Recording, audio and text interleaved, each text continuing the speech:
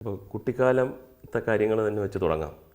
അപ്പോൾ അച്ഛനും അമ്മയായിട്ട് വളരെ ദൃഢമായ ഒരു ബന്ധമായിരുന്നെന്നും അച്ഛൻ വാങ്ങിത്തന്ന ഒരു അരിഞ്ഞാണം സ്കൂൾ പഠിക്കുമ്പോൾ ജാതി അടിസ്ഥാനത്തിൽ കളിയാക്കിയ ചില ആൾക്കാരുടെ നേരെ പ്രയോഗിച്ചെന്നും ഒരു ആക്ഷൻ ഹീറോയെ പോലെ പ്രതികരിച്ചെന്നൊക്കെ കേട്ടിട്ടുണ്ട്. ഒരു പക്ഷേ ജീവിതത്തിൽ അതായിരിക്കും, ആ സംഭവമായിരിക്കും ആദ്യമായിട്ട് പ്രതിഷേധവും പ്രതികരണവും ഒക്കെ വന്നത്. അങ്ങനെ ഒരു സംഭവം ഉണ്ടായിട്ടുണ്ട്. അത് എന്താണ് എന്നുള്ളതൊന്ന് വിശദീകരിച്ചേക്കണം. അതിലെ ഞാൻ കളറോട് 4ാം ക്ലാസ്സിൽ പഠിക്കുമ്പോൾ അവിടെ ഉള്ള ക്ഷേത്രത്തിൻ്റെ പരിസരങ്ങൾ വർഗീയവാദികളുടെ ഒരു കേന്ദ്രമാണ്. ഞാൻ വീട്ടിൽ നിന്ന് നടന്ന് തെക്ക് നിന്ന് വടക്കോട്ട് കളറോടെത്തി സ്കൂളിനോട് അടുക്കുമ്പോൾ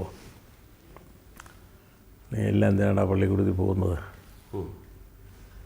അതൊന്നും ഒരു വിശേഷം ഉണ്ടാകുന്നില്ല എന്ന് പറഞ്ഞ് പരിഹസിക്കുകയും തിരിച്ചു പോടറാന്നൊന്ന് ആവശ്യപ്പെടുകയും ചെയ്തപ്പോൾ അതൊരു 2ാമത്തെ പ്രാവശ്യമാണ് അതിങ്ങനെ ഉണ്ടായി എന്ന് വന്നപ്പോൾ അങ്ങനെ അവർ ഭീഷണിപ്പെടുത്തിയെങ്കിലും പുറകോട്ടൊന്നും ഓടിപ്പോയില്ല, അവിടെ നിന്നു. അതിന് ശേഷം അവർ മുന്നോട്ട് പോകാൻ സമ്മതിക്കാതെ വന്നപ്പം പുറന്നോട്ട് തന്നെ പിന്നീട് നടന്നു പോകുന്നു. വീട്ടിൽ വന്ന അച്ഛനോട് ഈ കാര്യം പറഞ്ഞപ്പോൾ അത് വിഷമിക്കണ്ട എന്ന് പറഞ്ഞിട്ട് അരയിലെ സാധാരണയുള്ള വലിപ്പത്തേക്കാൾ കുറച്ചുകൂടെ വണ്ണമുള്ള ഒരരഞ്ഞാൻ പിടികളോടുകൂടി ഉണ്ടാക്കിത്തരികയും ഗത്യന്തരമില്ലാതെ വന്നാൽ അത് ഉപയോഗിക്കണമെന്ന് പറയുകയും ചെയ്തിരുന്നു. അതനുസരിച്ച്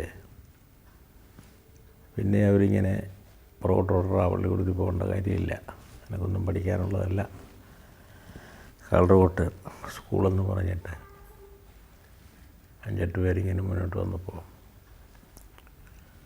ഏറെ മുന്നിൽ വന്നവനിട്ട് 2 അടി കൊടുത്തപ്പോൾ അവൻ ഓടി, ബാക്കിയുള്ളവരും പുറകെ ഓടി. ഞാൻ സ്കൂളിലേക്ക് തന്നെ പോയി. ഹെഡ് മാസ്റ്ററോട് ഈ കാര്യം പറയുകയും ചെയ്തിരുന്നു. ഇങ്ങനെ സ്കൂളിലേക്ക് വരാൻ കുറേ ആളുകൾ, കുട്ടികളുമുണ്ട് വലിയവരുമുണ്ട്, ശ്രമിച്ചുകൊണ്ടിരിക്കുകയാണ്, സുരക്ഷിതത്വം തരണം എന്ന് പറഞ്ഞു.